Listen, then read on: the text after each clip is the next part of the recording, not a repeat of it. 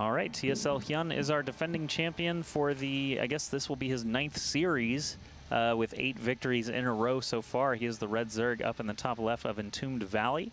And the challenger Byun Prime, the blue Terran in the bottom left, has already drawn first blood, but will need to find some consistency. He can't let HyuN fight back like that if he's going to win a best of 9. Interesting choice of Entombed Valley as well. We know this can lead to some very long games in pretty much every matchup, but what it does do is it opens up for a little bit of dropping multi-prong harassment on the Terran side of things. It opens up very strong late game armies from Zerg's perspective because the bases are pretty easy to defend and there's a wide open space in the middle of the map to be able to flank with. So this is, while there's a lot of maps out there that have very established strategies, like you go into Daybreak, you kind of know you're going to see a macro game. It's going to revolve around Marine Tank because of the way that things can be shut down in the middle. You're probably going to see Mutalisks, that sort of a thing. This map can be a bit of a wild card at times. Yeah, and obviously there's a lot of different things players can do, but HyuN is very religious when it comes to his builds and usually sticks to, you know, one of only 3 possibilities, with, you know, one of them being done 80% of the time. Either way, Byun is going to be putting a barracks at the top of his ramp. It looks like he might actually be going for a build he wants to conceal a little more, and since it is a 4-player map, there are a couple of different places he could spawn. He might actually be able to get away with walling off the top of his ramp before that drone scout arrives. So he might actually just be going Banshee first with a build like this. Usually you do see that walled off at the top of the ramp, but we'll see. Obviously, he's still got a lot of options at this point. And this Overlord is going to be able to make it in here in just a second. But yeah, you mentioned that the barracks is coming up at the front. This is actually the first time that Byun hasn't just command center first. So it's a pretty market difference for him. Looks like we should have, well, he's actually one of the people that favors producing the 16th SCV before moving into an orbital command for a bit extra economy right there. But otherwise, everything looks pretty consistent, sending out that early SCV scout as well. Yep, Byun actually just barely missing that drone leaving, but he did spy the Overlord, so he kind of knows where HyuN is already. The first Marine is going to try and hunt him down, but obviously doesn't have the range for that. First SCV now arriving at HyuN's base. He could see the natural hatchery. Instead, he's actually going to move all the way in and check out these gas timings. Now, Byun, admittedly, while going command center first, decided to single gas after each of those and go for a little bit more economic style, quick third, but didn't go for Banshees at any point. He's actually completely avoided Banshees, and that's kind of become the norm for a lot of Terran players recently.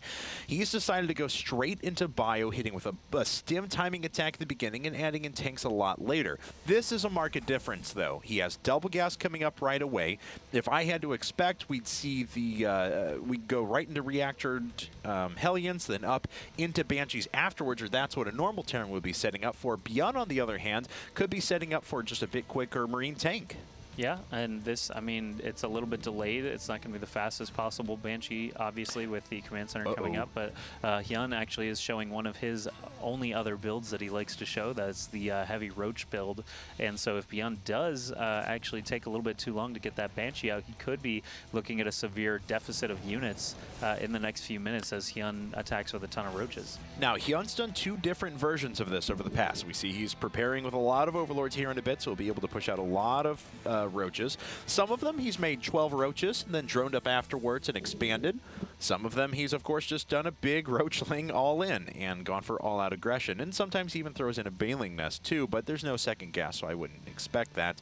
First 6 Roaches on the way. There's still 5 larvae available, but, of course, his money is starting to run a little bit dry now, but the Roaches just keep on coming. Yep, he's going to build as many Roaches as humanly possible or Zergly possible, and then follow that up with Lings that will be moving a bit quicker so they can actually catch up to that Roach front line as he moves across the map. There is no Baling Nest, like you said, so he's not looking to follow up with a complete bust. He knows that Byun actually walled off the top of his ramp, so if HyuN can do enough damage to force that natural to go away and get a contain going for a little while, he can drop another hatch behind this and get ahead economically. And he is going behind the banana hallway here, so HyuN going to try and hide these units for as long as possible, and he is actually droning up behind this, so it looks likely that he'll take another base here in a bit after producing these, wow, 13 Roaches to begin things. All right, Roaches have arrived now at Byun's front, and they will actually start taking out SCVs very quickly. This bunker does not really stand a chance because the SCVs, if they do try to repair it, would just be taken out instead. Actually, no salvage going on. He is actually going to try and repair it. Byun is moving forward, though. He's going to take take out these fighting units, and Byun actually in pretty bad shape. If this tech lab gets taken out, that means only the one Banshee that's in production will be able to come out of that. Obviously, taking out add-ons at all is a great benefit because they take a lot of time to get built up. So these Roaches actually still no Ling follow-up, but he does have 700 minerals banked there. The Ling started to come out. I think he was a little bit low on Larva, or perhaps just blocked by Overlords there, but now he can start to churn those out. But a lot of SCVs taking fire. Again, 15 workers killed. He should have 20 or more by the time this attack is over. Oh yeah, and his opponent's down to just 10 SCVs at the moment and falling. HyuN has done a great amount of damage. He's up 59 supply to 21 at the moment. Byun does not have a third command center to fall back on either, and these Roaches just keep pushing through and keep taking worker kills. All right, even if all these Roaches die, Byun doesn't have much to follow up with, just a couple of Hellions and the one Banshee, but obviously HyuN has seen the Banshee, so he could have plenty of time to prepare for that as well. He knows he killed the tech lab on the starport. HyuN actually doesn't have many Queens or any Spore Crawlers to be able to defend against the Banshee, so I'm a little bit surprised. Yeah, Evo Chamber coming up now, but he is building another Queen. Really, he just needs good Queen coverage to be able to deal with the Banshee with no cloak. Now, we've seen this before, where players have been able to kind of turn this around and just do massive economic damage right back to their opponent. And we do have a few Hellions sneaking the way through, but Roaches are already in position, Queens are already in position, and Byun is losing those Hellions very, very quickly. Keeping that bunker up at the front, I'm surprised Byun didn't just take the last hit and kill it, because that's actually a pretty big deal now that it's in play. Well, so I can understand, because obviously the Marines were just popping out and he had free shots at them. Taking out those was obviously a good choice. I mean, one more spit on the bunker probably would not have affected that, so I think he probably should have just finished it off. Also, there were two SCVs there repairing it up. He could have got those kills quite easily. Now there's only 9 Harvesters for Byun at the 10-minute mark. So HyuN, even if he loses another 20, let's say, to this Banshee, he would still be significantly ahead economy-wise. And he's putting a macro hatch kind of in the middle of everything to try and keep all of his bases together. He's not actually taking that third base yet.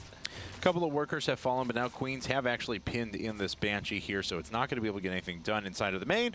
We'll have to start retreating back to the natural once again. Nice job just to try and poke in and do a little bit of damage, but with, you know, 2-base layer tech coming out, probability of mutas, yeah, there's the Spire about ready to head out. HyuN is in such a good spot at the moment. That's right. Byun is going to have to make some good decisions here as he tries to rebuild and get back into the game. He has lost a ton of Harvesters, obviously. Viking is a nice choice, actually, to get HyuN's supply block for a little bit. If he can hunt down these other 2 to 3 Overlords that are kind of scattered around the map, that'll be great for him as well. Keep that block going as long as he can, but HyuN is building 4 at a time right now. He's got enough minerals to be able to spare and build a bunch of Overlords, so even the Viking really not going to do a whole lot. 2 more hatches coming up. That means one is that macro hatch that's just about finished, and then the other is that third base for HyuN. Yep, and the macro hatch did actually just end. He's trying to destroy the rocks in between now, and this Viking, go, just 2 feet this way, go.